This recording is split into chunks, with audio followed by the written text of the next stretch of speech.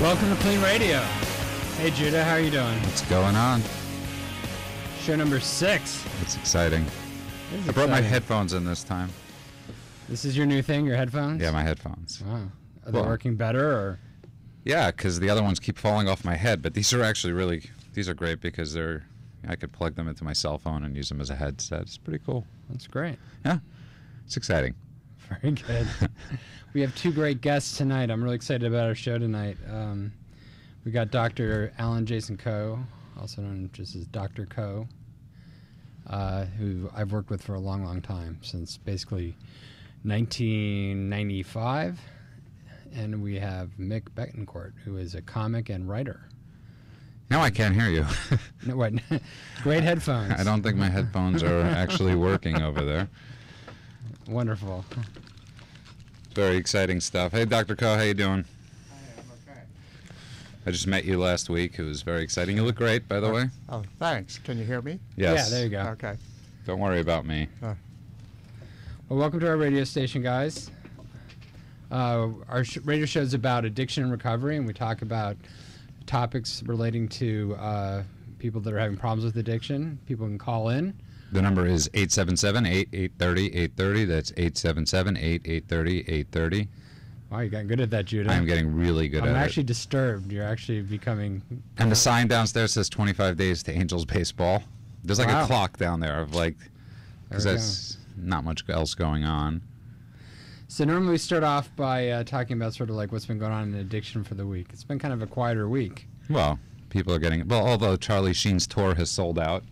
That's true. It's very impressive. You know, his tour around America, if people are going to watch how crazy he is. Right?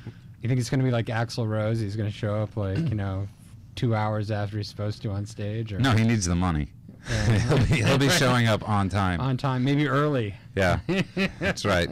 It depends on it depends if he's up or down. Yeah. So, but it's sort of cool because I'd love to see him like 2 nights in a row in the same place. Because then you don't know which like level of meanie he's going to be at from night to night. Yeah. Well, I actually feel kind of bad for the guy, but Dr. Coe, you also feel bad for the guy? Yeah, I think he's suffering, although he doesn't realize it. Well, that goes to the old thing. Like if you have Alzheimer's, it's probably worse for the family members than it actually is the person that's got it. Usually in Alzheimer's, you don't have much insight. What we're talking about is insight, and I think that Charlie's going to have a tough road ahead. I think it has been a tough road, but he's taken kind of what we would call a manic defense, and he thinks everything's great. But if you look at the path of that he's left behind him, you got to wonder. I mean, how could that be so great? Ex-wives, everybody's fighting him. He's got his relationship with his children is strained. But what the question though is, what are people's attraction to him? Like, is it the train wreck that people are like absolutely loving right now? Well, that and the money, probably. Yeah. I mean, the attraction is, I think it's a American-specific entertainment thing where people love people coming down more than they watch them going up. You know what I mean? Like, they love the winner, they love the underdog, but then they love watching that cat. Can we swear on this show or no? No. It's real radio. This is actual. Yeah. Right. Although it has been known to happen. I don't think cat's been a swear word since like 1952. Yeah. So Although it has happened with Andrew's wife cursing on the air, but actually, I don't think so. It was somebody else. Oh, somebody else. Andrew's wife did not curse. Just quickly, I want to really introduce everybody. So when we start with Dr. Coe, Dr. Coe has been in partners with me since 1994, 95, somewhere around there. That's right. And you're a psychiatrist? That's correct, yeah. And could you tell us a little bit about like your history and what you do? Oh, boy. I've been practicing since 1981. That's when I finished my residency. Mm-hmm. And I did psychoanalytic training. I've done a great deal of geriatrics. We had a company together where we did geriatric and adult inpatient units. I've been director of a lot of different inpatient units and set up programs for children, adolescents, adults, and geriatrics. And recently I moved here to Los Angeles to work on our project with KLEAN. And we're very excited about that. A lot of our listeners don't really know what the difference is between psychiatric and substance abuse issues. Can you clarify that at all? In what sense? I don't know. I mean, a lot of people think that people that have a problem with drinking alcohol or actually using drugs don't really have a psychiatric problem. It's just purely a drinking problem or alcoholism. Do you have clear definitions that you work off of for things like alcoholism, or do you see them intertwined? Absolutely. They're very intertwined. And I've always taken the view that substance abuse is a secondary illness and that something started to cause them to drink or use drugs in the first place. Now, that said, there are a lot of people who have genetic predisposition towards addiction and alcoholism. Right. So it's complicated. One of the things we've had, like, one of our callers said that they thought that it was all environmental. That as soon as he changed his family and his surroundings and certain things became more important for him, that the concept that addiction was a disease was just to him alien and wrong. Well, I saw that. Did you see that commercial? It's a commercial. It's not Passages. There's two commercials now, where the other one is Schick and Shackle, something like that. And it's, have you seen this? And it's basically one of those places they cure your alcoholism in 10 days. Sounds like a fried chicken hut. It was. I know. It was in 10 days they clear. The guy promises that your alcoholism and addiction is over. And you get a free ShamWow at the end. Right. But that's what it was called. It was called Schick and Shackle. It's like an institute. I don't get it. And I'm guessing it was like this 80-year-old guy came on. You're talking about people that spend a lot of money, because this was on television today that I saw this, and it's not the first time. Sure. And I'm guessing that's their treatment. That's their assumption, is that it's environmental, because the only way you could believe that it's not, that there's a cure. What the cure is. If you believe it's environmental, you believe you could get over it with your head. Well.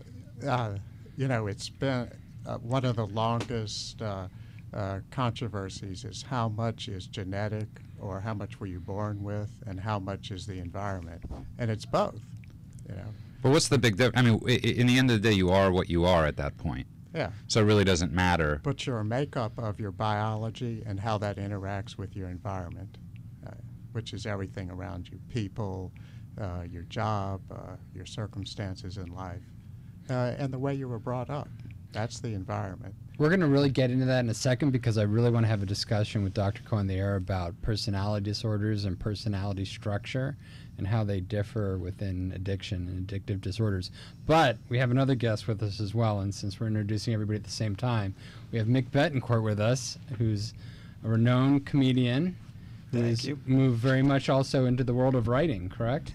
A lot of comedy and drama at the same time. Comedy and drama at the same time. Well, drama is comedy. Well, it precedes comedy, right? You need the drama, and then you turn it into comedy, correct? You wouldn't think that if you watch network sitcoms. That's true. That is actually the case. So you're writing now for Law and Order, is that correct? No, I used to write. I spent 3 seasons on Law and Order SVU, which was a great time, and I just actually wrapped the first season of Detroit 187. Actually, the wrap party was tonight. I just actually came from that. Congrats. Yeah, how was it? It was phenomenal. 2 more episodes, 10 o'clock on ABC, Tuesday nights. Great. And there's 2 episodes left for this season, so hopefully we'll get renewed. It's a great show. It is a great show. I love Michael. I can't pronounce his last name. Imperioli. Imperioli, Little guy. Christopher from Sopranos. Yeah. Just amazing. It's a really great show.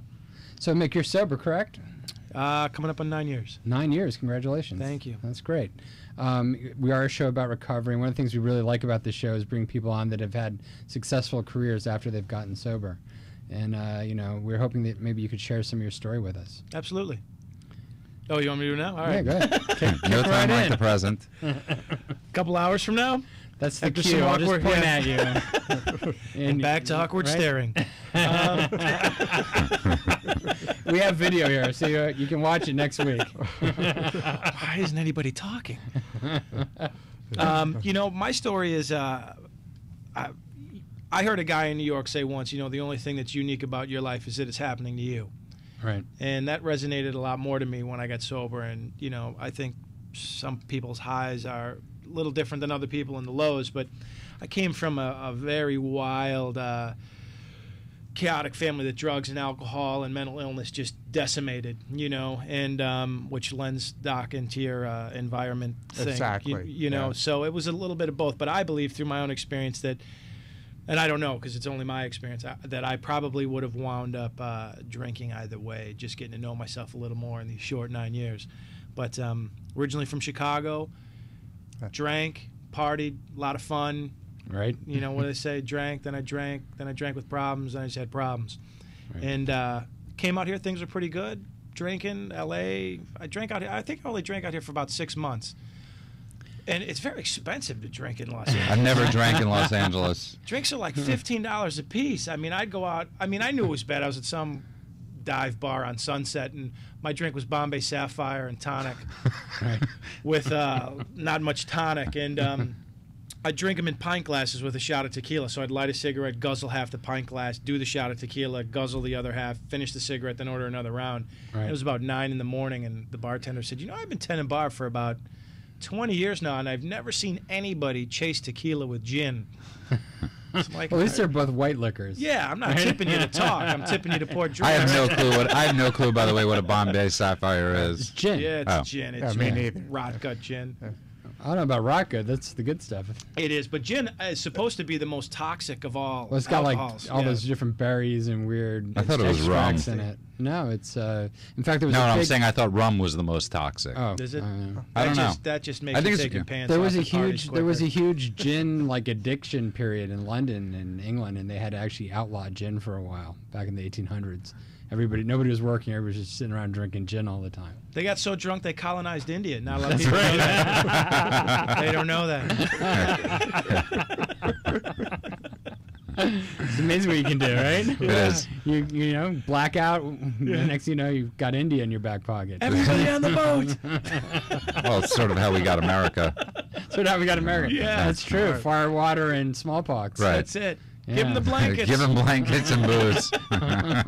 Now they're selling us casino chips and giving us the fire water. Yeah. Yeah. Isn't that amazing? I've always been amazed by this. You know, Native Americans have an extreme high rate of alcoholism and addiction. In a sense, we have their land, and what do we give them back? Are casinos. Right.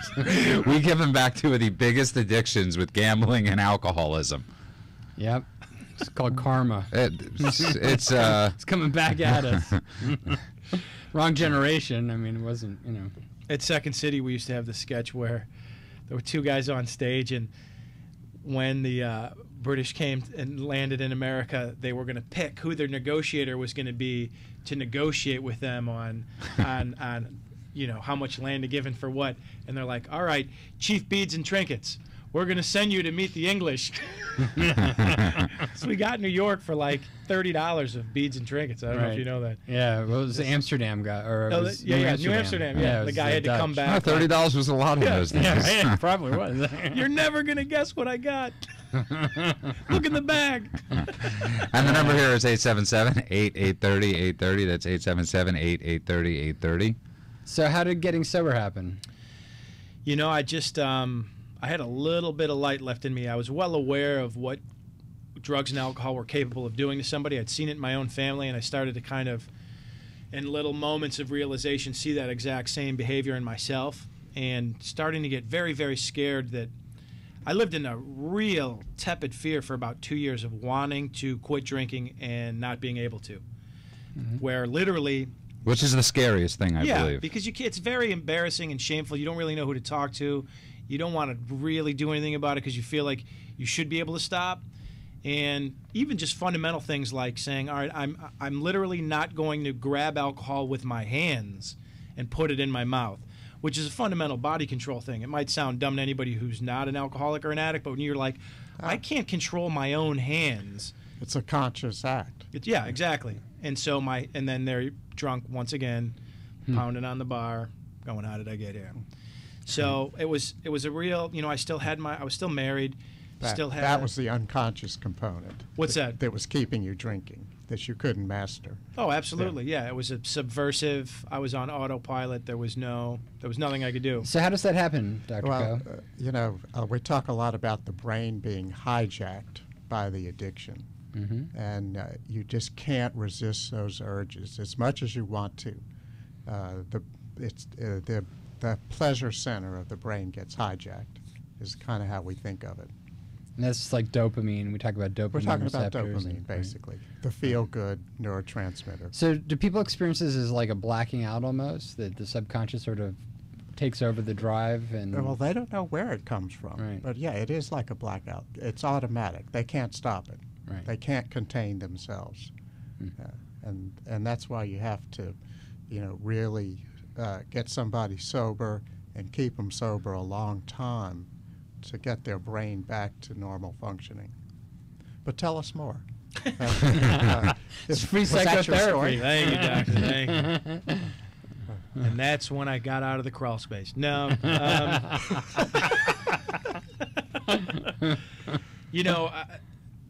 There was a lot of craziness that went on.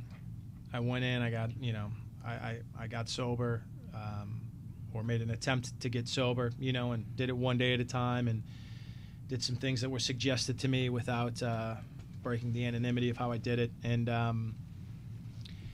it was pink cloud at first, I guess you could say. There was that, this is great. I haven't experienced a clarity like this in a long time, probably since early childhood. And then kind of the realization of real and imagined memories coming back. And that was a very tough hill to get over, which anybody who's done it before, And how long were you sober when that started? probably around a year and a half. Do you want a couch? No. Just a little heroin. It's a little MDMA is the new treatment, right? Oh, that stuff is But ridiculous. that's an important question because, you were medicating. You were self-medicating. Absolutely. Well, And aren't most people self-medicating? I think so, yeah. Constantly? In one way or another. Well, because the medicine stops working, you got to keep on taking the medicine. Yeah, but aren't we all always sort of self-medicating? Isn't it an issue of degree and moderation and trying to find a balance in life? It's adaptive, I mean, you're talking about an adaptive way of coping with life. Right. And so we have to find something to feel good about. One of the things that we've been talking about in this show is the concept of spirituality, religious development, and moral development, and how they're all different, and how those can affect decisions that people make. When there's been a lot of stigma with addiction, when you think of those concepts as general sort of buckets of ideas, how do you think morality and religion and spirituality play into addiction versus just psychodynamic therapy or whatever you would call it as a psychiatrist? Well, I'll be very clinical here. Okay. And probably most of the night I will be as well. I think that there are ways of regulating self-esteem. And self-esteem is kind of the feel-good. Again, when our self-esteem is good, we're feeling good about ourselves, dopamine's flowing. Right. And there are a lot of ways to do that. Like? Well, What? And Judah wants to know. I need to know this. I'm getting therapy too. I'm going to get a couch. You know what? We're going to take a break, and then we're going to come back, and we're going to find out what kind of dopamine activities how we Judah can make dopamine. Yeah, Yes. how we can make dopamine. So our phone number is 877-8830-830. That's 877-8830-830. We'd love to welcome your calls for Dr. Ko or for Mick or for Judah or myself. It's KLEAN Radio, and we'll speak to you in a few minutes. Addiction is any behavior you cannot stop that results in destructive consequences. Are you struggling with an addiction to drugs or alcohol? Are you ready to take control of your life? The treatment advisors at KLEAN Treatment Center are here to help. Call us today at 888-601-6040. That's 888-601-6040. You can also check us out at cleantreatmentcenter.com. That's clean with a K. The sooner you reach out for help, the sooner your new life begins. I think Judah's forgetting that we're actually being videotaped because I love that he's song. doing like air band or something. Air drum. Air drum. To He's my activating Chemical his- Romance. Activating his dopamine That's receptors. dopamine. Okay, so because we're going to have to go to break shortly, right? What is a dopamine? And please don't say you. dopamine is a neurotransmitter, okay, and it's an excitatory neurotransmitter in the brain, and it's hooked to a lot of circuits that make us feel good.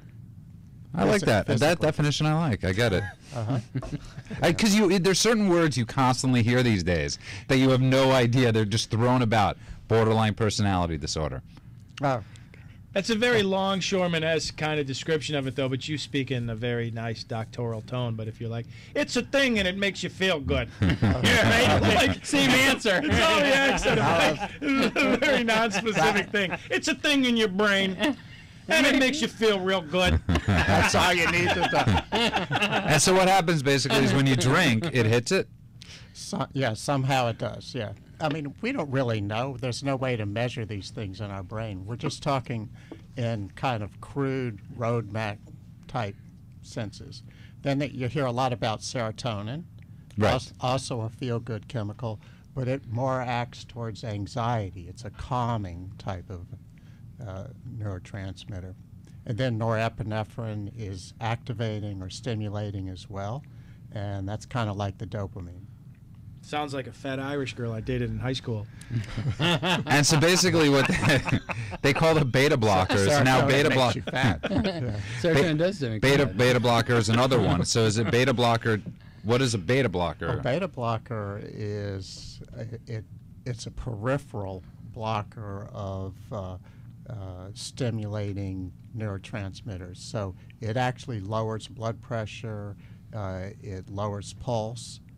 So some of the peripheral or physical manifestations of anxiety, shaking, high blood pressure, it'll calm that. And some people use it for anxiety successfully. So that's your secondary nervous system, right? Like Well, peripheral nervous system. peripheral nervous system. Before that, we were talking about the central nervous system, Right. and that's the brain. Right. Okay, which is really a kind of a neurochemical soup, and it's the last great frontier in neuroscience. Well, in medical science, we know about It's scary when your doctor tells you your brain is made of a soup. Yes. Or when you're like, Doc, what's going on? He's like, I don't know. Yeah, that's what I like about that. But that's what I like about Dr. Ko is he's like honest. He's like, Yeah. I don't really know. Nobody really knows. Yeah, it's like but how many doctors would actually say that? They'd come up with some like, well, the dopamine transmitters are linked to the, Right. and he's like saying it's new frontier. Which is Right. why you obviously through deductive reasoning have to study the behavior around the person's actions, because you can't actually get in there and understand the chemicals, right? So it's the closest Precisely. you can get to. Yeah, I mean, we're working on it. There's circuits in there too, and there are lots of different parts of the brain, and we kind of, roughly know some areas of the brain and what they do. We know the temporal lobe and the hippocampus is involved with memory. We know that the frontal lobe is judgment and reasoning, planning. It's called the executive part of the brain, makes decisions. So we know that kind of stuff just from rather crude experiments and faults of nature, as well as faults of from neurosurgery, people who've had gunshot wounds. So we've studied it in a crude sense, and we're learning. So in your honest opinion, is there a drug out there, any sort, that could cure addiction? We're a long way from that. And what's this? Because people keep on going to Mexico now and Toronto and Canada to get this. What's Well, it? it's ibogaine. but Ibogaine. It's Yeah. not really a cure. It's a hallucinogen that people are taking, and they claim that they have an experience when they take it that it creates a sense of a lack of craving for the taking of narcotics. So they detox quickly on ibogaine through this hallucinogenic experience, and then claim they have no cravings to take mostly heroin. So let me. So I just don't think people are that simple. it's That's just why that it's happening in Mexico. Mexico and Canada. Because it's an expensive procedure. I believe I know somebody that went, and it's like there's a lot of people in Mexico that if you go on Google, you can search, and there's a lot of clinics across the border that are like, come get ibogaine, and people are going down to Mexico and taking it and having this experience, but then they're coming back and they're finding that, doesn't necessarily work for all that long. There's still a lot of work that needs to be done. The FDA and the U.S., of course, want to approve it. We're going to need to take another break right now. We'll be back in a few minutes on KLEAN Radio. Please give us a call. That's 877-830-830. That's 877-830-830. We'll be happy to answer your questions.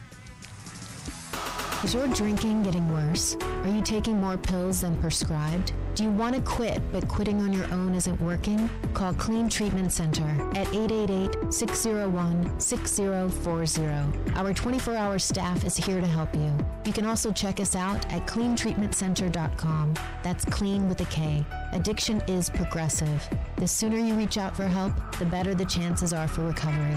Call KLEAN Treatment Center today at 888-601-6040. Now it's back to Andrew and Judah. I love that. Welcome back. I love that Rand, who puts all the bumper music together, put "Cause I Got High" by Afro Man as the bumper music for KLEAN Residential Treatment Center. I just want to tell you, Judah, we're going to take video clips of your dancing in and out on the intros and outros, and we're going to put you on YouTube, and you're going to turn into like that guy that had the sword from Star Wars, that fairly obese child that everybody made into 1,000 other videos. That's an old reference for me. Oh, okay. You're not in the modern YouTube. No, I was more of a Star Trek fan. Okay. Okay, so I wanted to ask the doctor this question, okay, and of course you're Jewish and you want free medical advice. And we are giving seminars on Andrew's anti-Semitism also afterwards. Oh, that's right. That's right. Starting with my wife. What I love that my mother goes to me. My mother watches the show and she goes to me. She goes, "Is Andrew's wife Jewish?" And I was like, "Yes, but Andrew's not." And she just assumed you were. Everybody assumes I'm Jewish. Yeah, everybody. You take, take it. You're outing me as not being Jewish. Sorry. You better convert, Andrew. I know. Well, there's a lot involved with that. It's a hard conversion process. No kidding. There's a surgery involved. I mean, the real one. It's with the Orthodox, it's about a 2.5-year process. I have a DVD set 1 hour called "Welcome to the Torah." So if you want to, really, it's only an hour. And I have the Idiot's Guide if you want it. I'm probably one of the few people who have actually read the Bible, I think. Well, not in here because I've read it. Just the first 5 books. I've read the first 5 books. Yes. Yeah. The prequel. The prequel. It doesn't end well. The original. The original. But I was watching. I'm addicted to this channel called IDTV, Investigation Discovery. Have you ever seen this? It basically took all the forensic shows and it put it on a 24-hour loop on one network. Wow. And I'm sitting, and it was just like my dream. And I'm sitting there watching, like today, one of the shows is called Sins and Secrets, and they all have these great names like Deadly Women. And they're talking about this, I think it was Deadly Women, and this woman, and the How many of them did you date? None yet, thank God. But one of the it was funny because my roommate was sitting behind me, and they mentioned borderline personality disorder. Right. And my roommate goes, "Why do they call it borderline? Like either you have a personality disorder or you don't." And I thought it was actually a very good question because if you say borderline, it sounds like you almost have it. Yeah, that's not. And that's not the case, right? That's not the case. Borderline personality disorder is a serious personality disorder, and it's a controversial one as well. But technically speaking, there's certain criteria from the DSM that you diagnose it with. What's the DSM for those who don't know? Diagnostic and Statistical Manual. And what's that?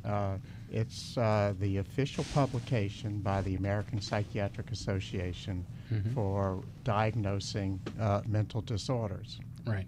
And DSM is in its 4th edition now. They're working on the 5th. And they're going to probably revamp personality disorders again, as well as addiction. And addiction, I think. Yeah. They're going to change the definition of addiction. To. It's a lot of talk about what's addictive versus what's abusive behavior or misuse. Abuse versus addiction. Abuse versus addiction. Do you think that's because so many young people are getting labeled, or? I think there's a lot of reasons for it. A lot of it's political, and a lot of it, I think, is also trying to broaden the definition of the criteria, correct? Well, also there's process addictions or behavioral addictions, whether they're going to put those in. That's an interesting question. Addiction is, it's a physiologic problem as well as a behavioral problem. And the DSM basically defines a problem as when it interferes with your life, when it somehow adversely affects your functioning. So coffee for me these days. Yeah. Or family. Guys, we actually Well, yeah. Family, right? Functioning includes family, work, how much time you devote to it. But, if your relationships start to break down or your work life breaks down, then you have a DSM. So it truly becomes the effect. Like Bill Clinton, just using that as a quick example, he would be classified now as an addict because A sex addict, a right? sex addict because it affected, obviously a lot. We got a call, actually. Let's take a call. We got a call from Tony. Tony, you're on the air? Hey, how are you? Good. How are you? Welcome to KLEAN Radio. Thank you. I was listening to the show earlier tonight, and I was I was wondering about what you guys think about 12-step programs and AA in general. Well, we have a lot of opinions. Where are you coming from your perspective? Are you the Charlie Sheen side, or? Well, that's an interesting question, but the way I look at it is this: I was sober for a number of years, and then I decided that I wasn't an addict anymore. And now I'm kind of the opinion, I guess you would say I'm in the Charlie Sheen side of things, because I kind of thinking that the AA meetings are kind of BS now. And my sober friends, they call me up and they sometimes they talk to me like I'm, I'm crazy for, Are you sober still, or have you moderated your usage, or how do you stand on that? Well, yeah. I mean, I still have my job. I still have. I mean, my life is. I'm, controlling and managing my drinking. I mean, I wake up with hangovers sometimes, but I don't see as how I have a problem. Mm-hmm. But the hard part is that your friends in the 12 steps have sort of like said to you, "C'est la vie." Well, yeah, I mean, they're kind of a-holes sometimes. I mean, not all of them, I mean, some of them call up and, they just ask me how I am, but for the most part, most of them, they just preach at me and tell me that, I should come back to meetings and I can't unpickle a cucumber or, nonsense like that. I think that's a tough one, because what I find quite often is that when something works for someone, they tend to become sort of very attached to it. And they become evangelical about it. Sometimes, or Exactly. dogmatic. Yeah. So for those that have gone to, in this case you're saying AA, and AA has kept them sober, and they were having a lot of trouble before that with alcoholism, of course they're going to represent over and over again that that's the way it works. I can tell you in our experience of working at KLEAN Treatment Center, and also Dr. Cohen and private practice in the psychiatric hospitals we've worked in the past, there's whole ranges of different types of addictions, and most people actually do grow out of their addictions. They can actually self-moderate their behavior, but there is a percentage, around 10 to 14% of the population, that are chronic problem drinkers or drug users. Which is a lot. Which is 10 a lot. to 14% is a lot of people. And a Which lot I of, would consider myself one. and you Yeah. consider, right. And I think that some people need to go out and test it, and clearly. But here's the thing, and I would venture to say Andrew agrees with me, Dr. Coe and Mick would probably agree with me, is that we're very content with our own understanding of our, of where we are in the 12-step world or in meetings and our sobriety, that it wouldn't affect us if a friend of ours went out. It would affect us, like, in the sense we'd be a little scared for them, but we wouldn't be, angry at them. And I think, a lot of people, a lot of times when their friend goes out, sometimes they're almost jealous. Well, I also think it's defensive, don't you, Dr. Coe? I mean, if somebody's sort of preaching that somebody should do something, is probably them speaking to themselves, right, about their own defense mechanisms. Most people talk about what works for them. Right. And, they tend to understand other people in terms of themselves. Right. They don't actually look at the person they're speaking to and their behavior and what they can do. Yeah, they're kibitzing. Yeah. Tony, let me ask you this question. What would you want from them? I don't know. I guess I just wouldn't want them to preach at me as much. And I wish that well, let me put it this way. I wish that I could hang out with my old, like my 12-step friends, but a lot of times, some of them, they'll say things like, well, we don't really have what we used to have in common, or what do we have to talk about? Because we used to, I mean, we would go to meetings, and that was cool, but now I go out, or, you know, I mean, they don't want to hear about, you know, me, you know, doing cocaine, or, you know, I mean, going out and mess up with my friends, and, or, you know. That's a threat to them. Yeah, I mean, I think that you know, you have to be somewhat realistic that people who have a real problem with cocaine or alcohol don't want to be triggered by conversation or descriptions of stories of people having fun on cocaine or drinking.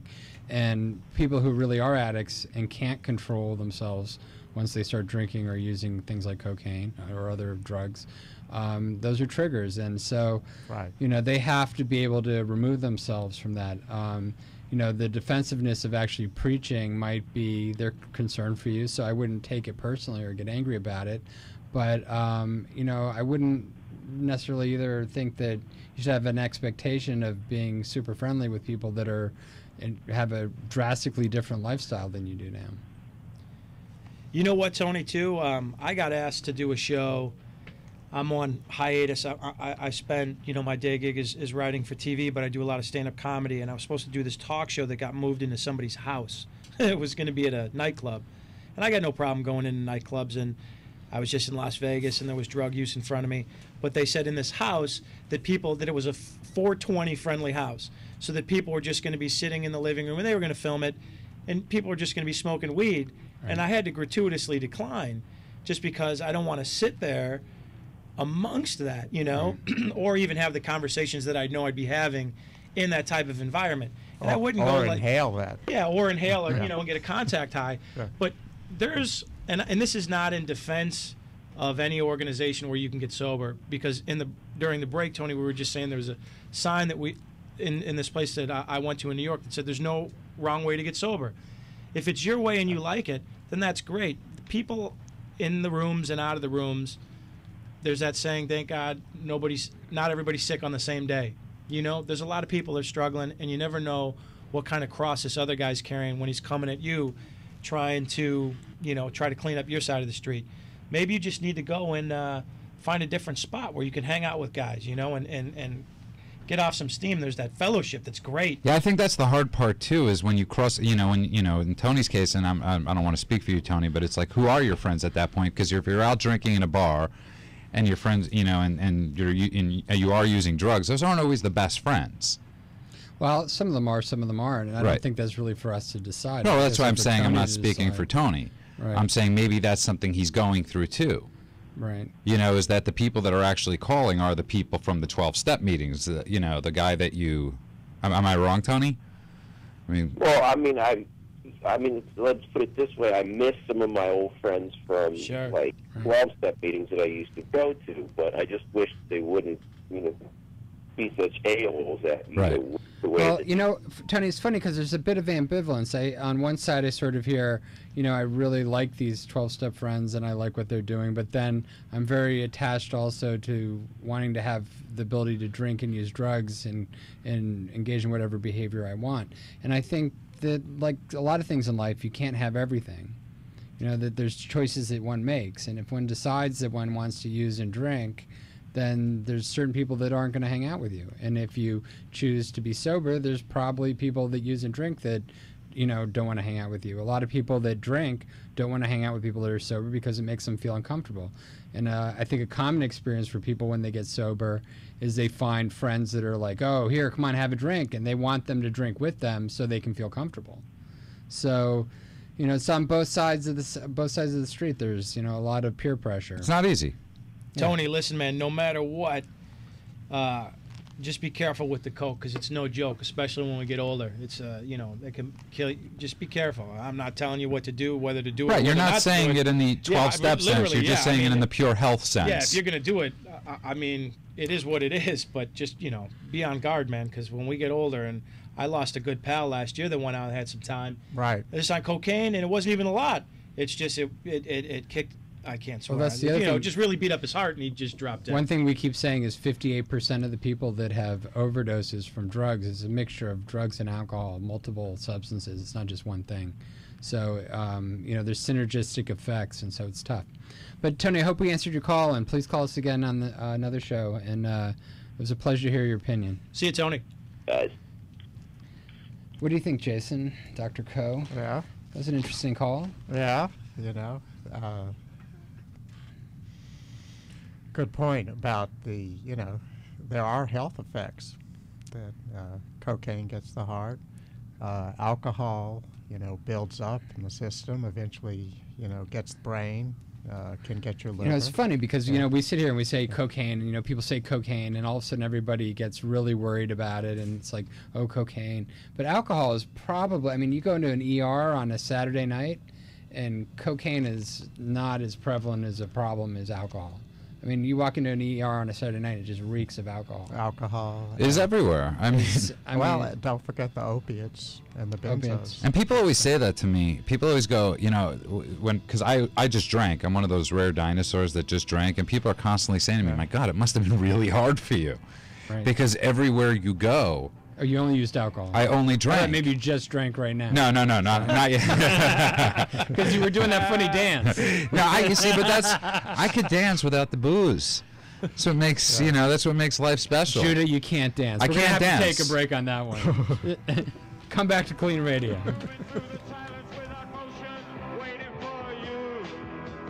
Do you suspect a loved one is abusing drugs? Call KLEAN Treatment Center at 888-601-6040 for a free drug test and consultation.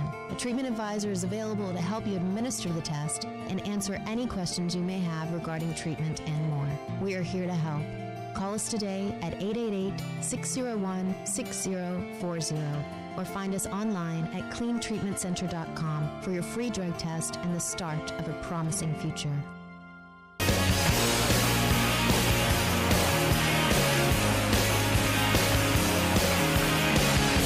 All right, no more coffee for Judah. We found out that's his dopamine substance. It's music. Right? Also, I just want to talk about that quickly, because when I first got sober, it was so important for me to find out what I love to do, and whether it was, and I didn't know how I was going to do certain things. I used to get emotional. I still don't know how you're going to do certain things. That's exactly the truth, and that's going to be therapy soon with Dr. Coe. Right. But I had a hard time watching Giant games, football Giant games. When the Giants would lose, it would affect me. I'd be like emotionally just. They've done studies on sports games, and they took testosterone levels of men watching. It was actually football, like European football, and they took testosterone levels before the game and then after the game. And the winning team, the people watching, had much higher levels of testosterone, and the losers, their testosterone levels diminished. Like, are you saying they become women? Is that what you're saying? No, I'm not going to say that, Judah, but any hate mail can go to Judah at KLEAN Center. That's where you give my regular email address. Hey, Ben Hur. But and I had to find out these things, though. But I had to go to, I love going to sporting events. I love going to concerts, and I love doing certain things. And I had to learn how to do them sober. But once I did, it was great. I can't tell you how much fun I have going out to Manhattan. Going to a comedy club, going. And doing and living life. Do you find that you sometimes become randomly and awkwardly antisocial? Like right now? What does that mean? Is me being pantless making you uncomfortable right now? Yes, it is. We told everybody all you have to wear is shirts, because that's all the cameras shoot. This is my risky business outfit. And you actually took us up on it. Dr. Coe had a question for you there. He wanted to know what you meant. Well, I find sometimes, like literally, I just came from a party. I knew everybody at the party. I was really great relationships with everybody, but in the middle of the party, I just got randomly and awkwardly antisocial, and I felt kind of just caught up in it. And I'll tell you what. Last night, do you mean antisocial or self-conscious? Whatever. Probably they're probably in the same. Yeah, last night I went out and I was at they appear to be anyway. I was at a birthday party last night. I got invited out, and it was the whole time they kept on bringing drinks to. I mean, it's so funny. When I got sober, that's the only time in my life I ever got as many free drinks as I wanted to. Nobody was like offering me sweets at Madison Square Garden. You got it before. You just drank them and didn't notice. That's true. I never got invited back. And so I was at this party last night, and I was with Tony Dennison, and Right. and I said to him at a certain point, I said, everybody's insecure. Like, I looked around the room and I realized everybody at this party was doing something to get attention. And when I came to that conclusion last night, I don't think I'm that off.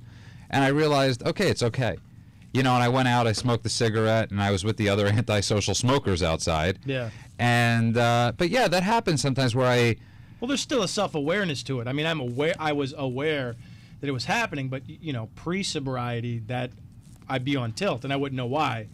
And so then I would be reacting to that, which would cause an even larger reaction. I'd be feeding into that, and wouldn't really. And then the drinks would make everything better. Right, but you know what it used to drive me crazy. I used to come home after a night out with friends in sobriety, and I'd start going, oh my God, what did I say? What did I, you know, there were all these Replaying things. the tapes, yeah. Because you remember. Right, now you just remember. You said the same things. Yeah, that's exactly right. You weren't deadening yourself anymore. That's right. Yeah. And now I don't do that anymore. It's like, you know, even when I'm done with the show and when I go home, I don't like look back and go, oh my God, why did I say that? Right. You know, even though I should.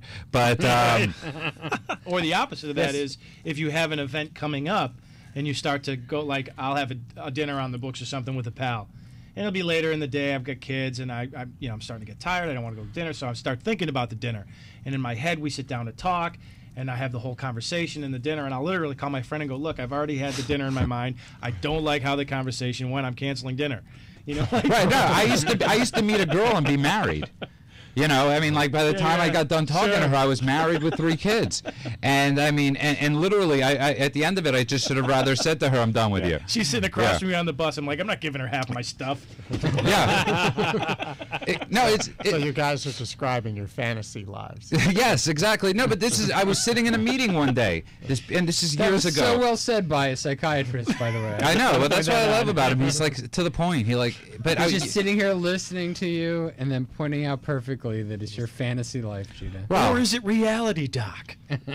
Yes. What is reality? Are we actually really sitting here, Doc? Yeah. Well, you know, in some ways we are. In some ways we might be thinking of something else. I would love to get high with you.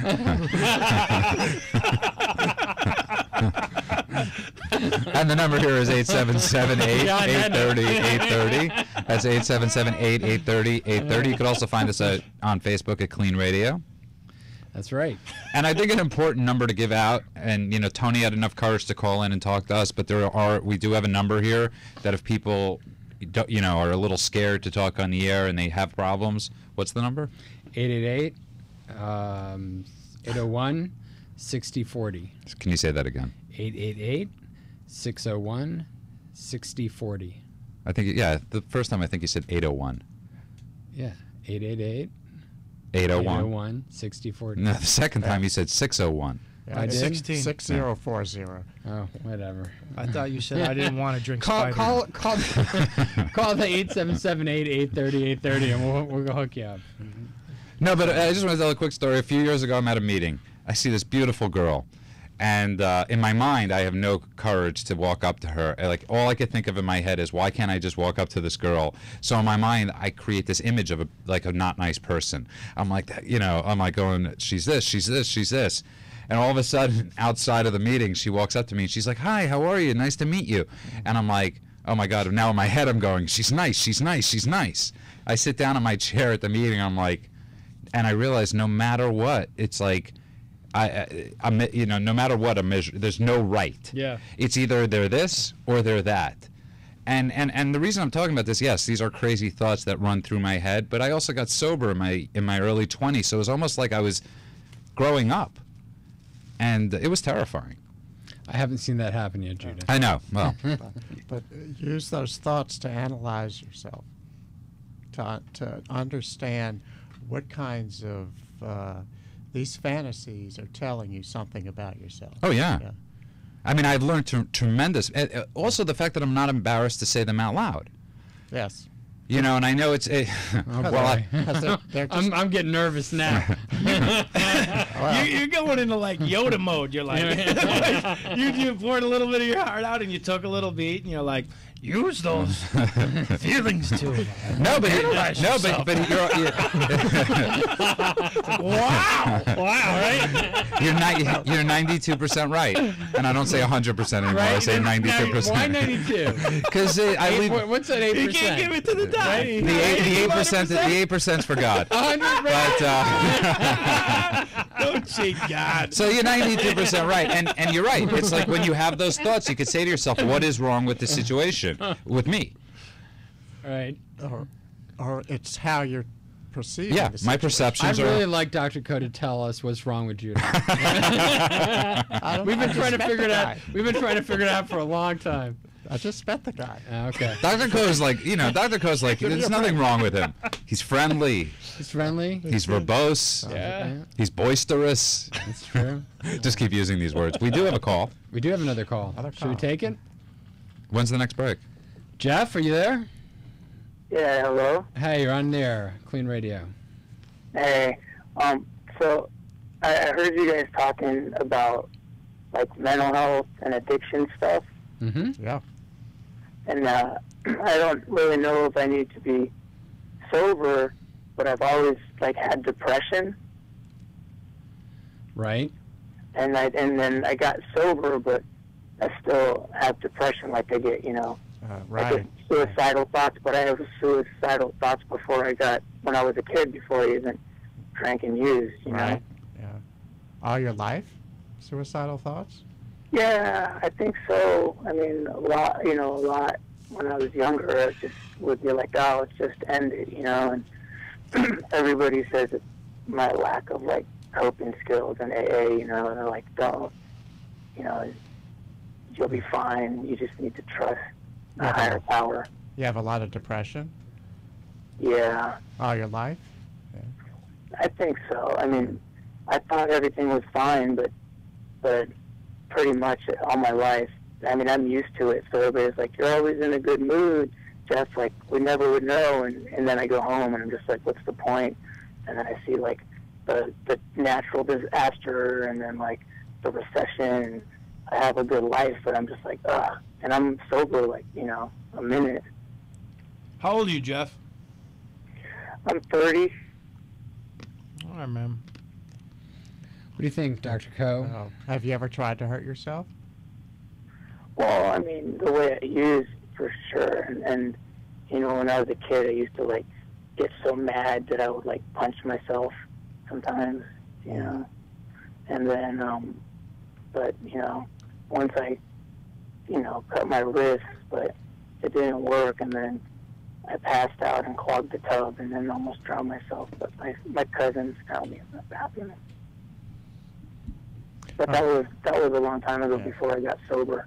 Okay. And are you to the stage where you wouldn't do anything to hurt yourself? Oh yeah, I'm fine. I mean, Good.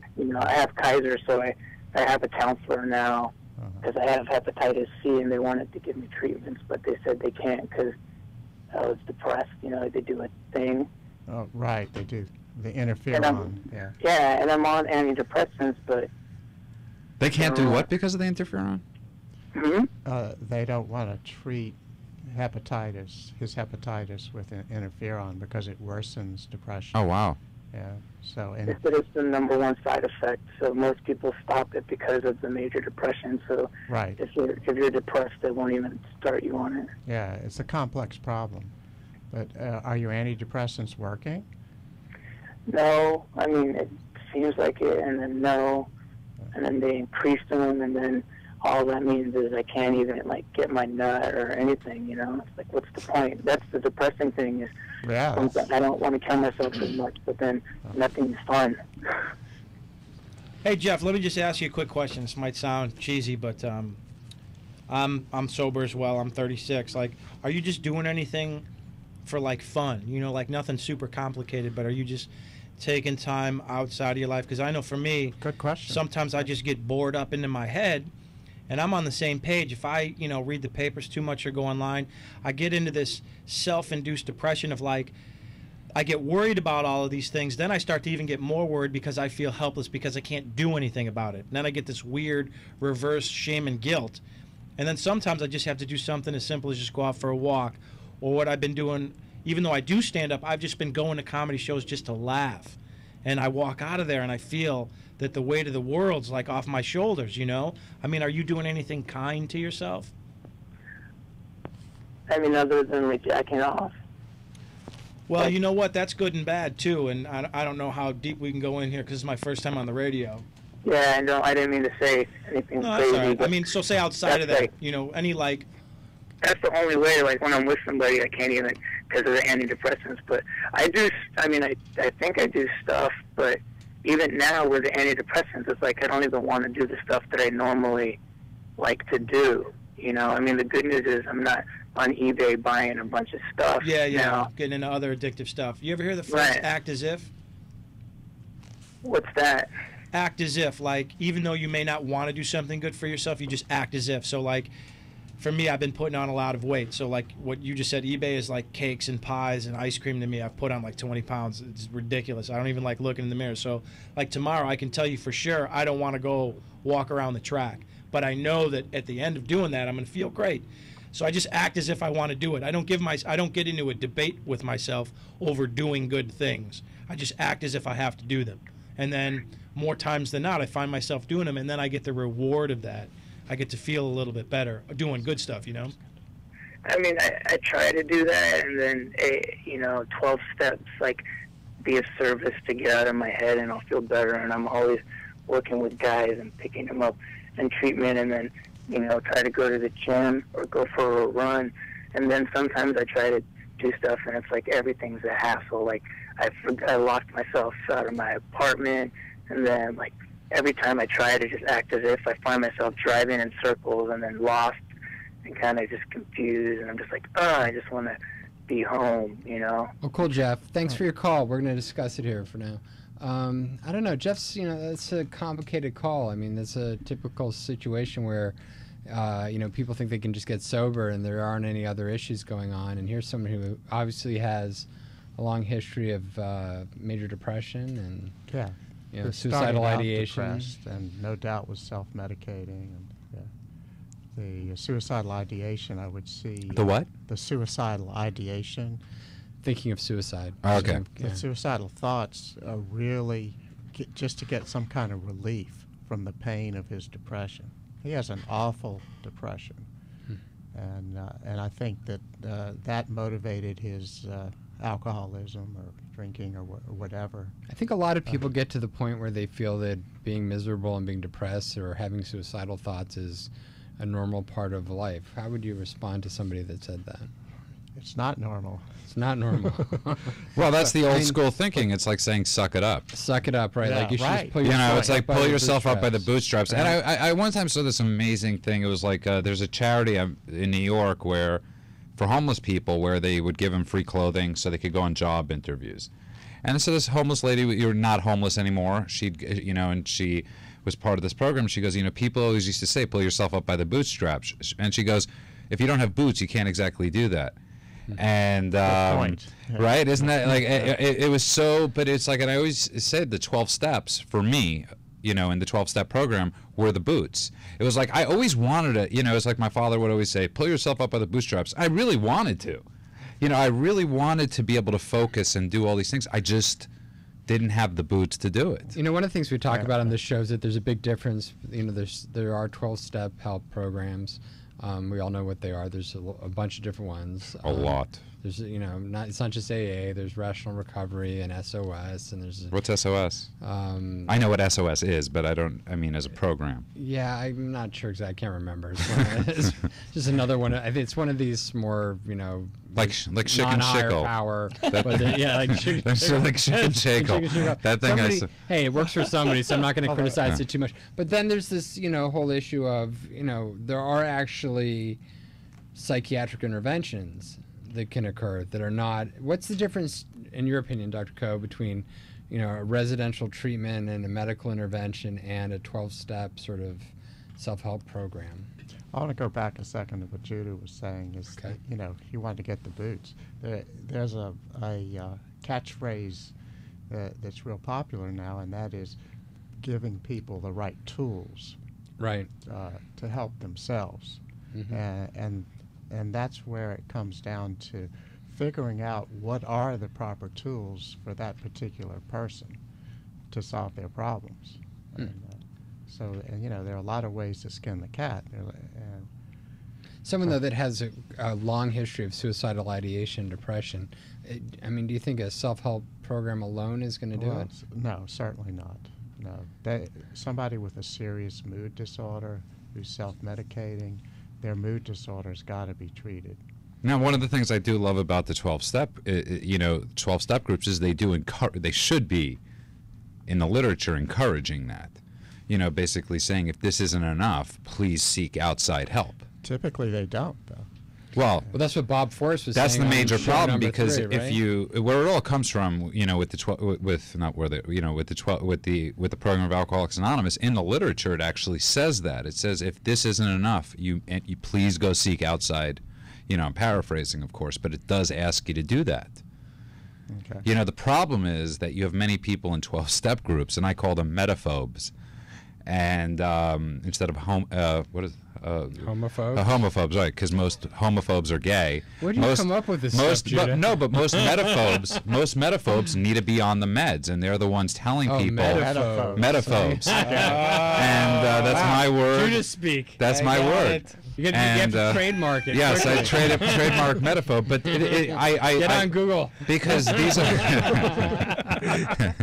in my wiki page. Your wiki page. And but I call them metaphobes because all these people that are telling people not to go on meds are the people that need to be on meds. And they're the same people that will take 900 vitamins. Right. And then be vegan and not eat protein. And have this illicit life where, you know, it's always progress, not perfection. Yeah, right. You know, they'll cheat on their wife 10 times. Do as I say, not as I do. Right. Oh, okay. But don't go on meds. God forbid you get healthy. I mean, one of the things that I've known working in psychiatric hospitals with Dr. Ko for years is that when people have serious mental illnesses, it's not something that a self-help group is gonna solve. And it doesn't say it can. Now, that doesn't mean that you can't have a good fellowship and a good support group and a good community of people that can help you with issues, but there's clearly psychiatric disorders that need a physician involved. You'll know right away. My experience has been, if you're in a 12-step program and you're doing the work, the stuff is going to come up. And if the stuff is overwhelming and you can't find the answer or the solution, you know, it's weird. There's that fine line, which I think those metaphobes want to point out, is that you should be able to deal with everything here and now with this set of tools, which isn't necessarily the case. But if you have more drinking to do, then you can use that as a reason to drink, or you can use it as a reason to go get outside help, like you're talking about, which I had to do in 8 years. I had to do it at 9 years. Yeah, I mean 8 years for me was the worst year of my sobriety. Yeah. But if you would have told me at 1 year, at 8 years it's going to be the worst year of sobriety, I probably wouldn't be able to handle that. Right. But it came when it came, and I had to go see guys like the doc here and talk me off the ledge. And really, it changed my life. For me, and we were talking about this today, Andrew and I, and it was the scariest decision I had to make. You know, it was like basically going to a doctor and saying, something's not working. Yeah. Something is not clicking, because the first thought that goes in your head is, is it gonna affect my life? You know, am I gonna be the same? And then somebody said to me one time, you don't want to be the same. That's why you're here. Right. Dr. Ko, why do you think most people are scared of psychiatrists? I think that they're afraid of looking at their mind. It's natural. I mean, we don't want to look at our demons. We don't want to know about our demons. But at the same time, we know that we need to find out about them to get well. Yeah, didn't Freud say that, what was it, the famous quote from Freud?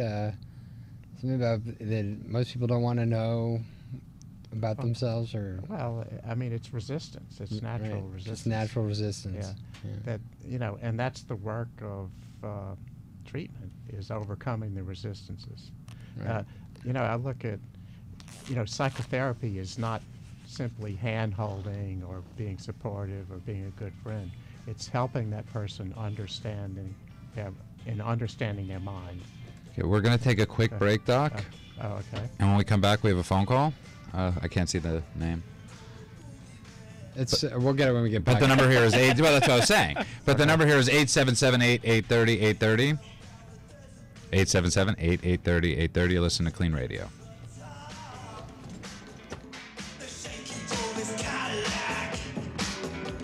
Is your drinking getting worse? Are you taking more pills than prescribed? Do you want to quit, but quitting on your own isn't working? Call KLEAN Treatment Center at 888-601-6040. Our 24-hour staff is here to help you. You can also check us out at cleantreatmentcenter.com. That's clean with a K. Addiction is progressive. The sooner you reach out for help, the better the chances are for recovery. Call KLEAN Treatment Center today at 888-601-6040. It's KLEAN Radio on Angels Radio AM 830. Presented by KLEAN Residential Treatment Center, a dynamic and professional sober living facility. Here's Andrew and Judah. Wow, I just had to experience Judah dancing through a window. Scaring me. Anyway, welcome back to KLEAN Radio. We're having a great show tonight. We got Mick Betancourt, writer and comic, and Dr. Ko, a psychiatrist working at KLEAN with addicts. Yes. Yes. It's quite a combination. Uh-huh. Very excited. Mick, why don't you tell us a little bit, just like you're doing comedy now, as well as writing, you're still doing some stand-up. You got some things coming up? I do. Some really great shows coming up. I'm at the Parlor tomorrow night, which is Jay Davis's room. He used to run a great room in called Dublin's that a lot of people might remember, where Dane Cook came up. And so I'm there tomorrow. It's at a new place called the Parlor, which is about 2 blocks west of La Brea on Melrose. Phenomenal room. Jay's super funny, hosts a show. And tomorrow night, I think, is me, Bill Burr, Bobby Lee from Mad TV, Greg Hahn. I mean, just a ton of really strong comics. And that show starts at 9. No cover. No cover. Really? 2-drink minimum. I've never known Bill Burr to do no cover. We were actually discussing, though, this last week. That's how they get is the 2 cover. But because I can't drink. The 2-drink minimum. Yeah, the 2-drink minimum. So I'm like, Red Bull. Diet Coke. Yeah. It's Diet Coke and Red Bull. But they always charge more for the Red Bull. Go figure. That's true. That stuff is ridiculous, Red Bull. You drink Red Bull? No, not anymore. You know when I too stopped, much dopamine. You know when I stopped is I'd go to these like young people 12-step conventions and I'd watch these like these young guys like literally like begging for Red Bull. You can die on that stuff. They had some girl that drank like 9 of them and died. Had a cardiac arrest. Yeah. So and the latest is combining caffeine and alcohol. Yeah. In the drink, sell it. Which was called an Irish coffee for years. Or Red Bull and vodka. Right, it's putting Red Bull and vodka in a can. That's right. The first time I did that was... Oh, they banned that. Because every time I order a Red Bull, because every time I order... California, because that's what I order if I have to go to a lounge or something. Only in California. But if I have to go to a lounge or something, I'm always ordering, like I'll order a Red Bull, and they look at me and they go, "Just Red Bull?" And I'm like, "Yes, just Red Bull." And they have this like weird expression on their face, like, "Why not the vodka?" Yeah, right. And I always feel like, okay. I was a Teamster before I moved out to L.A., and I had this great boss. When anyone would look at him and they'd start to talk, he'd say, "If I want any lip out of you, I'll rattle my zipper."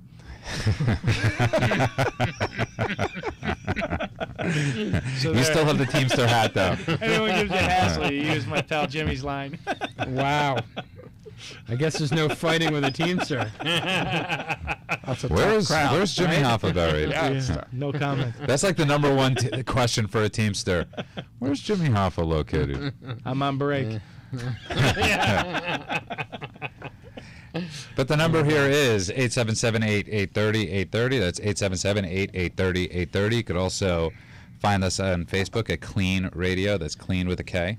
So, Dr. Ko, what do you think about the idea of abstinence-based treatment for people figuring out how to moderate their drug or drinking use?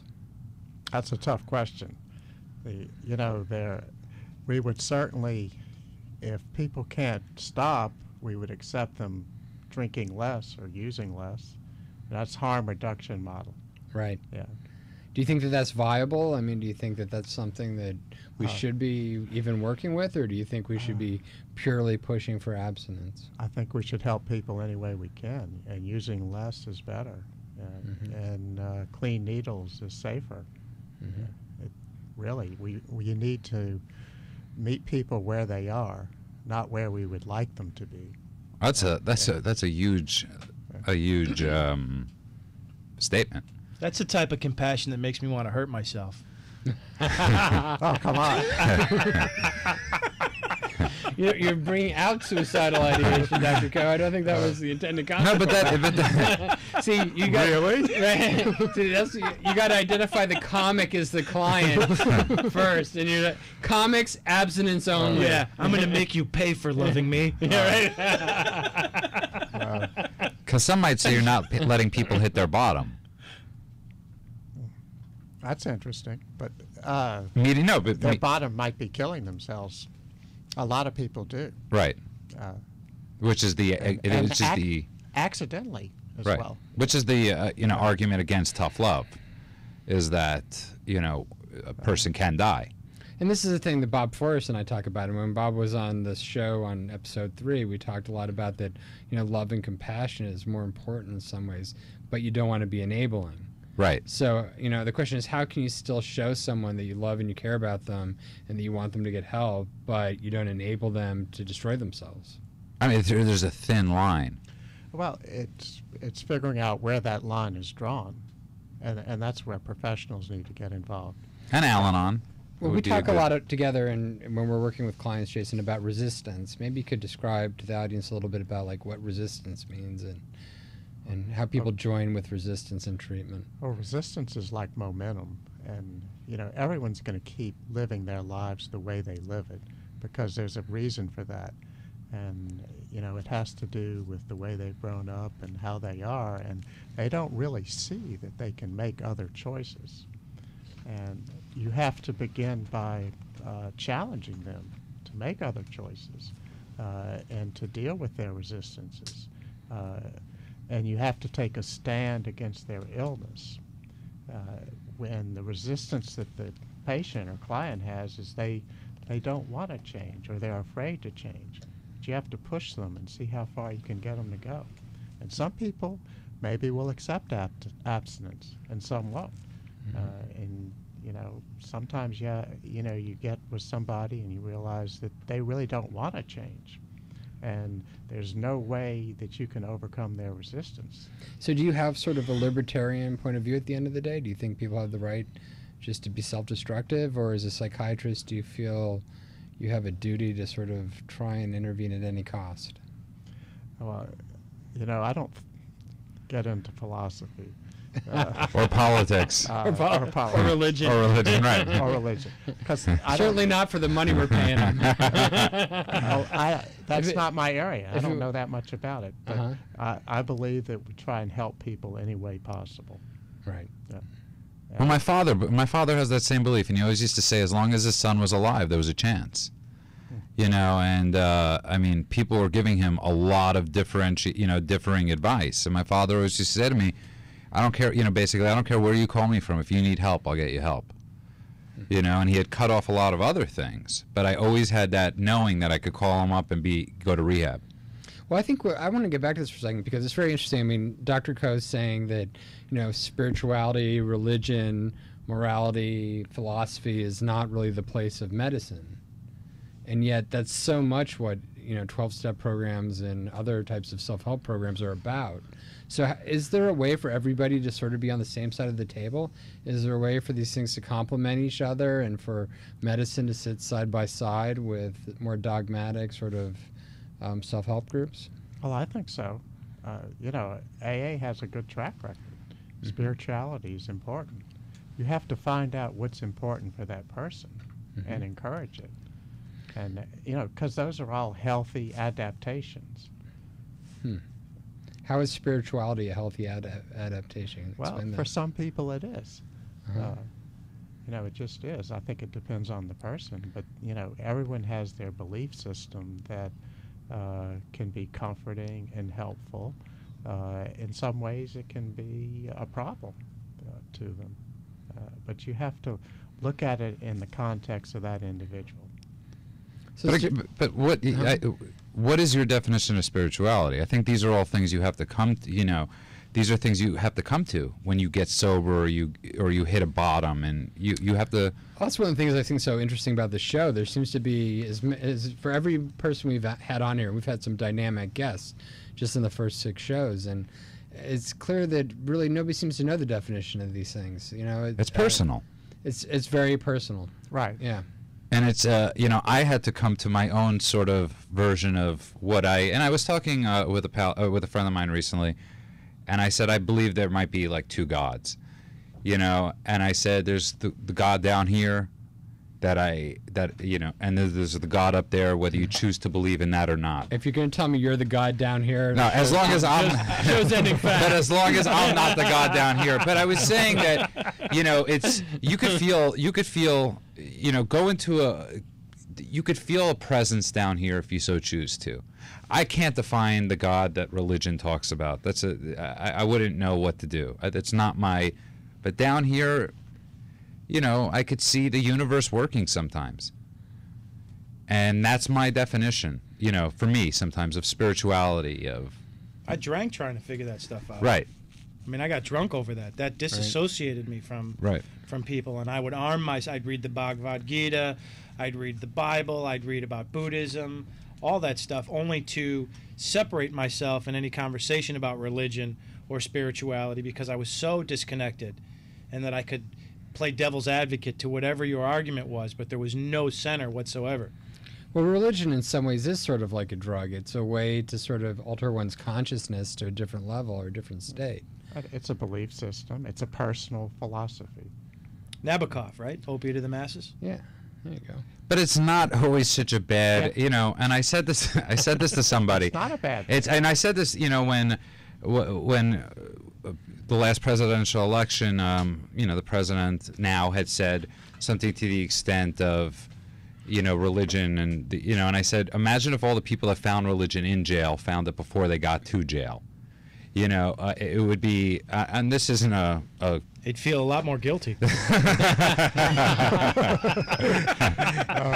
No, but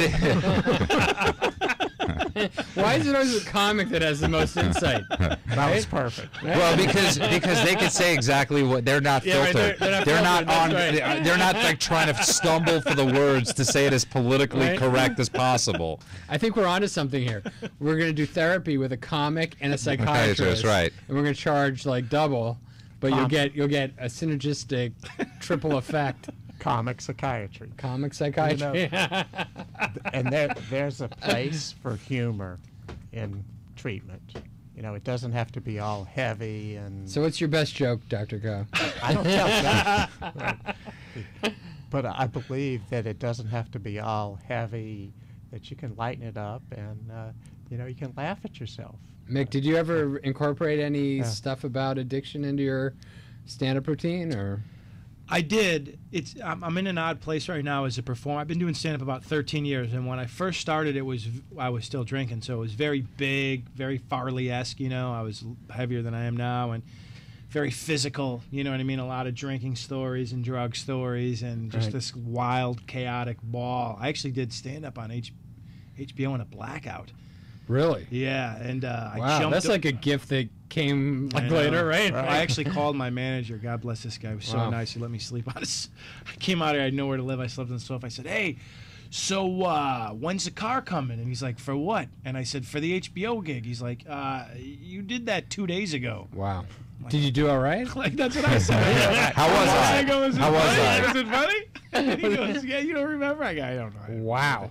So, yeah, that was... and I got sober after that. Was that a wake-up call? That was, yeah, I did. That's when I got sober. I was going to lose right. You're my missing life the thing you worked for.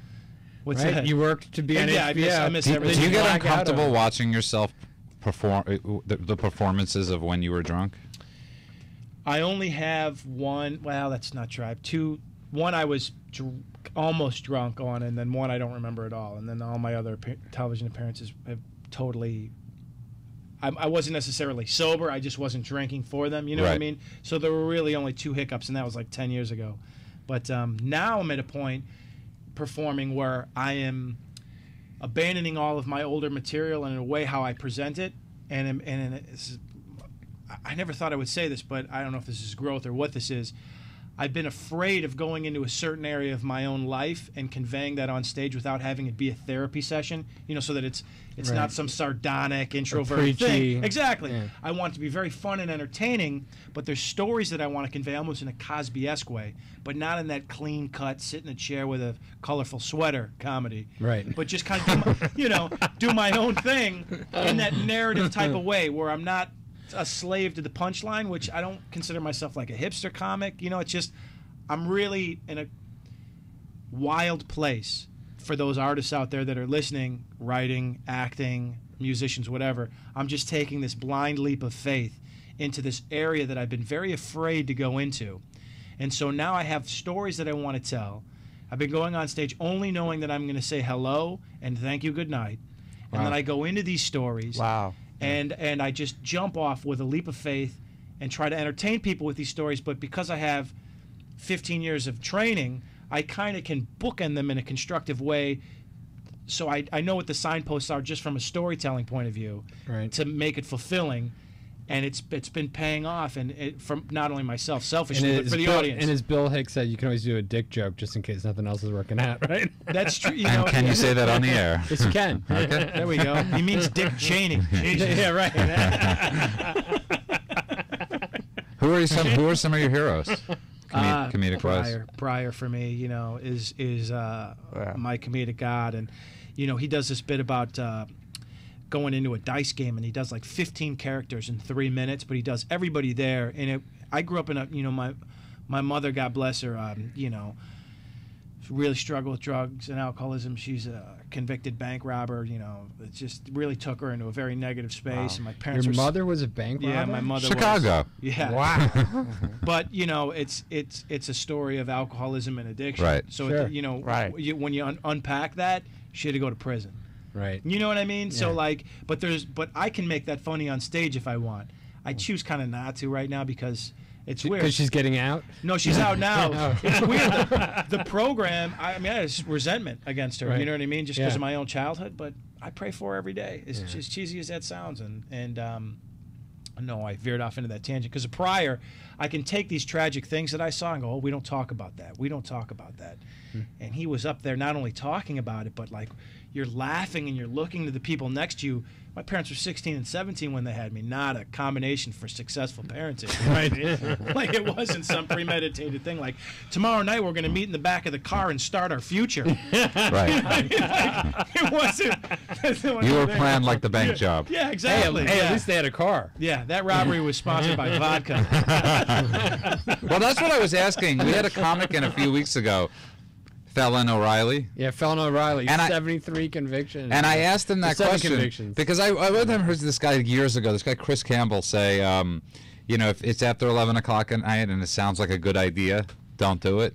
I've been convinced for a long time that every robbery planned starts at 3 in the morning. Sure. Nobody plans a robbery in open daylight. Oh, I don't know. Oh. I mean, if it's drug or alcohol induced, but the guy, just where I came from, you were on the hustle from 4 years old on. Like we were trying to resell pens, and we were scooting on our skateboards, cutting off the, Buick or any way to make a little extra money, or it was just ridiculous. So that mindset of just hustle and come up with easier, softer way, guaranteed. Like we got to invent something. And how long when did that stop? He's in show business. You know what? I would.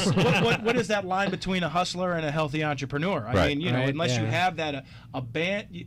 Who would move to L.A. not knowing anybody with just this pipe dream, thinking, well, there's probably money in it, totally oblivious to what the realities of your success rate is. That's two of us in this room. Yeah, but I mean, you have to have that piping through your DNA in order to even make that decision. Yeah. What do they say? The problem with being self-delusional is you're the last to know. Right.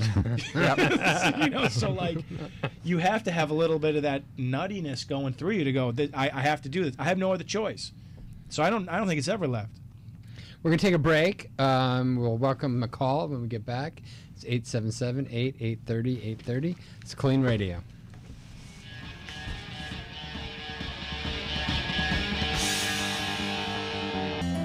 Suspect suspect a loved one is abusing drugs? Call Clean Treatment Center at 888-601-6040 for a free drug test and consultation. A treatment advisor is available to help you administer the test and answer any questions you may have regarding treatment and more. We are here to help. Call us today at 888-601-6040 or find us online at cleantreatmentcenter.com for your free drug test and the start of a promising future.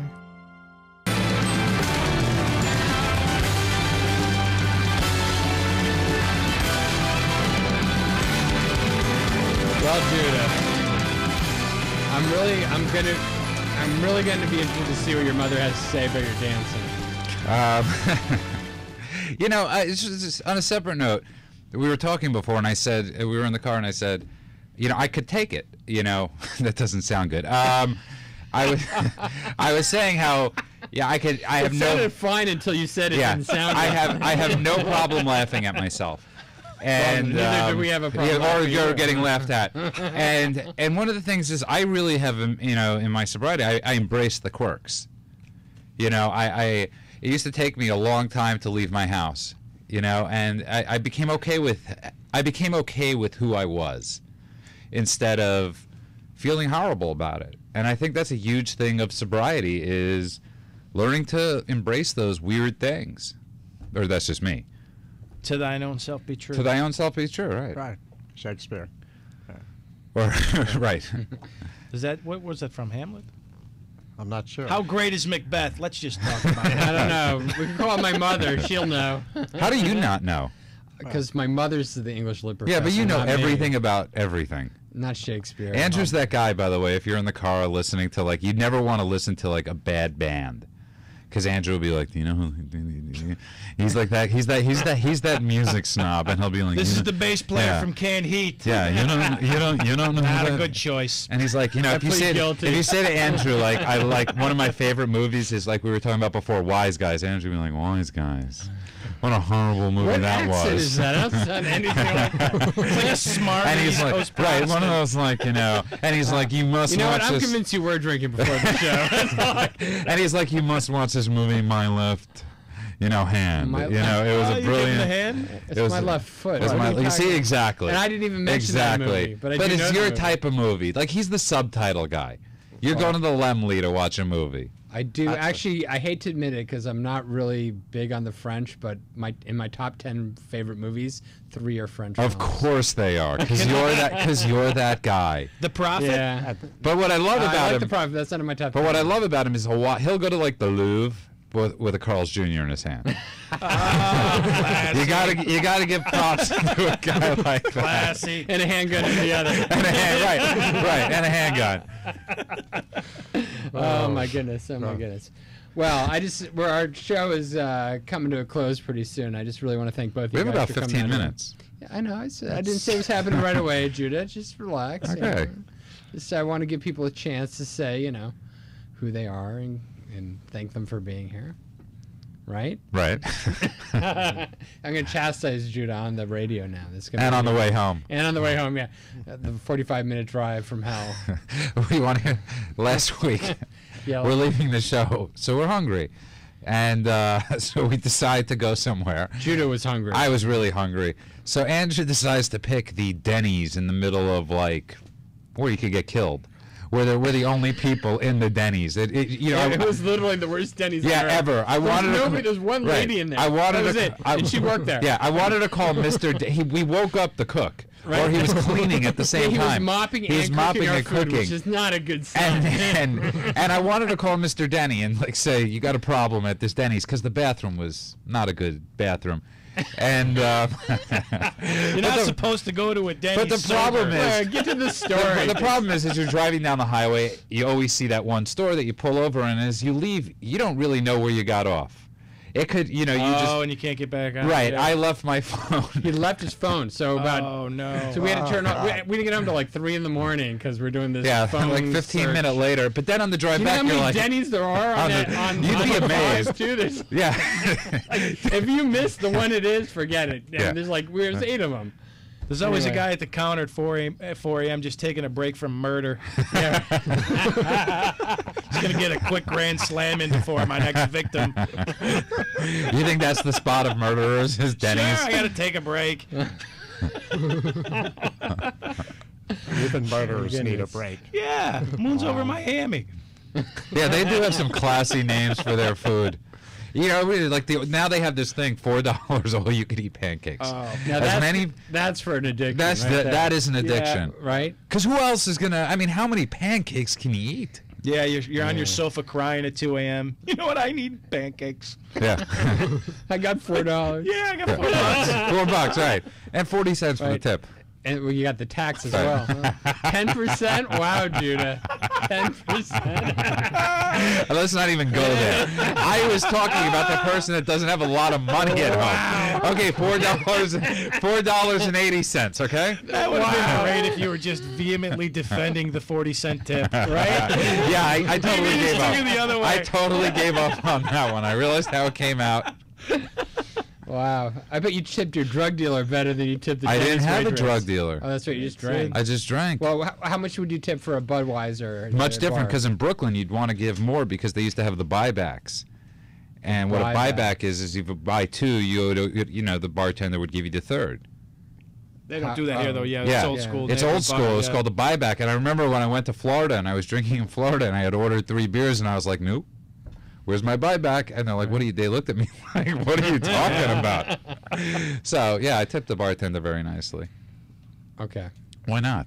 Because at Denny's you tip 10%. That's Well, no, it was a mistake. I was talking about the guy on the couch that would tip 40 cents. Okay, so Or math would is go your with strong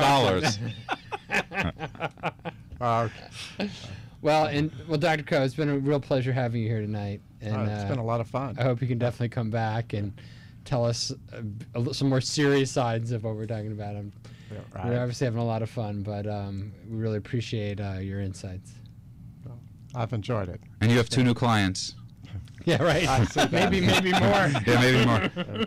And Mick, once again, where are you playing again? I'm at the Parlor tomorrow night in Hollywood, which is about 2 blocks west of La Brea on Melrose. And I would like to say goodnight to Katie, Liam, and Megan. Wow. Who are listening right now. That is a lot of women. That's it. Is Liam a woman? Liam's my son. Oh. Yeah. I was going to say. In case they wind up looking this up when I get Yeah, older and right. like, let's look at the radio Dad ruined. I'm like, I've just got Amy out there, guys. I got my parents. No, and Melissa. This is the new one? She's listening.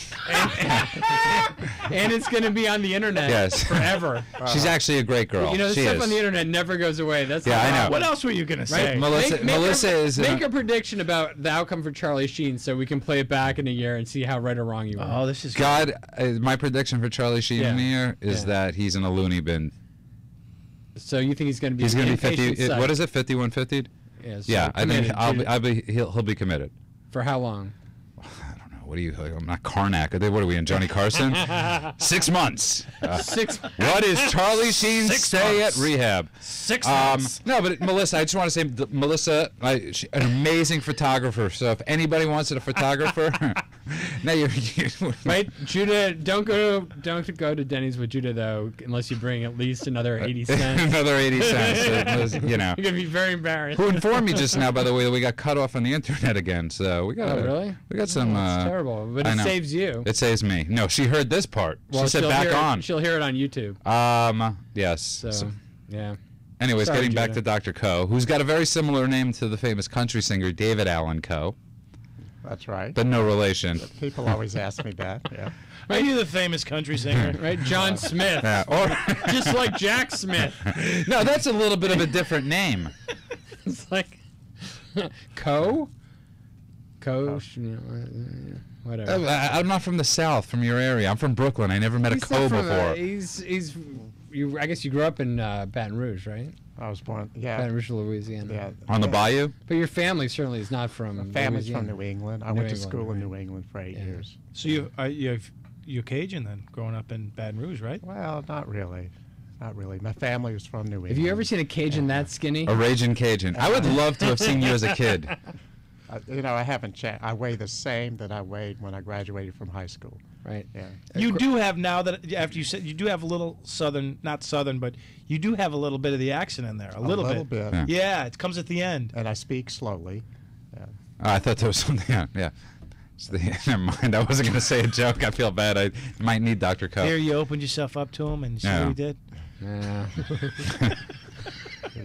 What a shame. Is that how you? But you guys are both from. You guys. I'm guessing you guys met. Yeah. I was going to graduate school at Tulane, and then I graduated. Great school. And I was working actually with Dr. Coe and another doctor for about a couple months. That was New Orleans. Yeah, and then I went off and worked in a variety of psychiatric hospitals throughout the Gulf South. And I came back and started a company with Dr. Coe. So, and we had psychiatric hospitals throughout the Gulf South. Where do you live, Mick? Studio City. Studio City. You got to come down and visit the KLEAN Treatment Center. Sure. And I say this because I don't work there, but it is. And I was telling this to Dr. Coe the other day. It's like it's in the middle of West Hollywood, and when you open the door, it's literally like walking into the secret garden. It's this place in the middle of West Hollywood that doesn't make sense. Yeah, it's a really cool place. We were really lucky. And I'm not saying that. I'm not getting paid to say that. I have no horse in the race. Just the place is amazing. Thanks. I appreciate it. It's been a lot of hard work, but it's a really cool place, and we're doing some really innovative work there. So we're excited about it. And it's not just how it looks, but it's what goes on. No. Well, that's what makes it also probably more. Well, I think you feel an ambience when yes, you walk do. You feel it's a very serene feeling. Right. It's and I said it's a therapeutic community. You got any Bob Marley velvet posters on the wall? Anything fancy? We have some very unique paintings. Yeah. Elvis crying? No Elvis crying. But you know what? We need some more art, too. Yeah. Actually, we have some coming. Do we? Yeah, we do. We have a whole collection of art coming. From Actually who? kind of exciting. From a local artist. We're actually going to be doing sort of installations. Oh, that's cool. Yeah. And it's going to have numbers on it. Like 200. No, one of the things that's cool about what we do at KLEAN is we always try to like mix up what's going on, and we're sort of like I like to try and sort of show that it's not just about getting sober; it's what you can do once you are sober. So we have sober people on this show. In the rehab, we're going to actually have sober people, like artists, bring their work and put it there, and then come in and talk in our alumni group, and also in groups that go on while you're staying there about how they got sober and how they can still do their art even though they're sober now. Well, I think that's something that Well, and people think that their creativity is going to go out the window when they get sober. That's not the case at all, is it? No, not at all. But that is a giant fear. Yeah, but really, people do better once they're sober. Life is a lot more fun. Well, it's such an unknown too, and I know we're running out of we're running out of time too. But you mentioned that love and compassion earlier, and I won't speak for anybody else, but that's a foreign feeling when you go very low. You don't even understand how to feel it or what it is. It's almost unrecognizable, as is the feeling that you will receive when you get on the other side and you start to live sober and you realize just how clear and conscious you actually are and what kind of access you have to your creativity, whatever it is. That was very profound. Hey, look at that! You guys make a great couple. It's like you guys. This should be, but you should. $150, $150. You got 300. You guys are good to go. It's a tandem. $45. 40 cents, kid. $45. 15%, okay? Oh my goodness. $300. I'm already right on the money. Yeah. 15%. Yeah, 15%. Right, I'm surprised you didn't have to bring out his iPhone for that. my therapy tip calculator. No, remember, I can't. If we're gonna go with the whole, I can't count. Let's not make too much light of it because he said something that was really serious, and which is Jason wants a tip. Yeah. No, you're right. It was very serious. So. Yeah, and and I think it illustrates that people don't think that there's another life after they're sober. I think most people don't think that, and that they can't even begin to connect with people with the empathy and compassion that people are trying to offer them. It just doesn't get there. Also, I think that a lot of people have primary psychiatric issues that have been going for a long time that they self-medicated with, so they don't have any part of their life to look back on and say, hey, you know what, that's what I want to get back to. Right. right? That Yeah. you know, they don't have a positive example of They who they can't, could right. be Yeah. prior Yeah. to them actually getting into a full stage addiction. Yeah, because So- they had a childhood that showed them no hope. Everything for me when I got sober was new, and it was terrifying. Yes. I mean, asking a girl out was like, I didn't know how to do it. That should still be terrifying That, for you. it Judah. is still terrifying. It's you know, That's normal. but because I didn't have those formative years, I didn't. When I was 16, I didn't learn how to do what Oh, yeah. my social. You have to redevelop. Yeah, Yeah, and all the development that you missed because you were intoxicated. and it's terrifying. Yeah. I mean, I went back to college in sobriety, and I remember. I mean, I used to chase my professors around college. I wanted them to grade my test right away because I could not take the. I was scared to death. I Yeah. thought every test I was going to fail, right. and it wasn't the case. Was 50%? Now Dean's List. Very proud of that. But, you know, it was one of those things, and I did it. And it's just like you getting up on stage and you doing this new thing right now. It's terrifying. It is. But I it- also think early sobriety too is you view it as being as punishment, that you're being benched in the game of life. Yes. Right. Like you said, like this is it. I'm done. Right. So I guess Right. it's just sit in a corner Right. I've had or, a good or run. drink myself Right. to death. Right. Yeah, I've had a that's- good run. It's over. Can't even That's fathom. it. Well, I really thought, you know, with the 12 steps, I thought my fourth step was almost like, what do the Catholics do when they confess? And the fifth, you know, the fifth step was my sponsor giving me Yeah, absolution. confession. Oh, absolutely. You know, and I thought I was going to be absolved of all my sins, and which wasn't the case. You know, what I had to learn was it was just not sins. It was something I had done that I had to repair.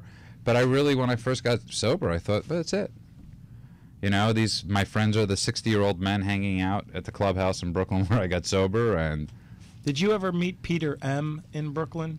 Peter, did he have like Peter Well, Mailman? No, he's got a bunch of speaker tapes on iTunes. No, I never have. Phenomenal guy that's out of Brooklyn, and it's just a guy I listen to all the time. It's funny because when I was in Brooklyn, I used to get speaker tapes from people in L.A. Oh, really? Yeah, when I was first getting sober, I used to belong to this thing called the Tape of the Month Club, and they would send me tapes and tapes of great Speakers, yeah. of speakers. All right, guys. Well, Okay. we're running out of time. It was a great show. Thank you both so much for being here. Thank Judah, you. once again, thank you for being my co-host. And thank you for being my friend, Andrew.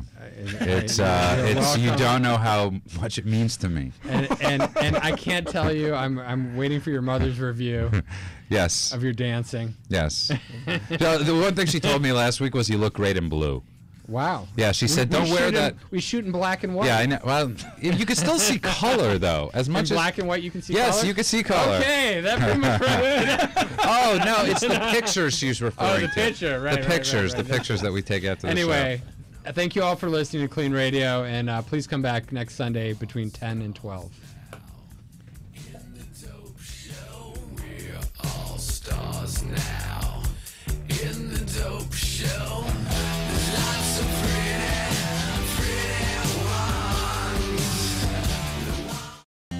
Do you suspect a loved one is abusing drugs? Call Clean Treatment Center at 888-601-6040 for a free drug test and consultation. A treatment advisor is available to help you administer the test and answer any questions you may have regarding treatment and more. We are here to help. Call us today at 888-601-6040 or find us online at cleantreatmentcenter.com for your free drug test and the start of a promising future.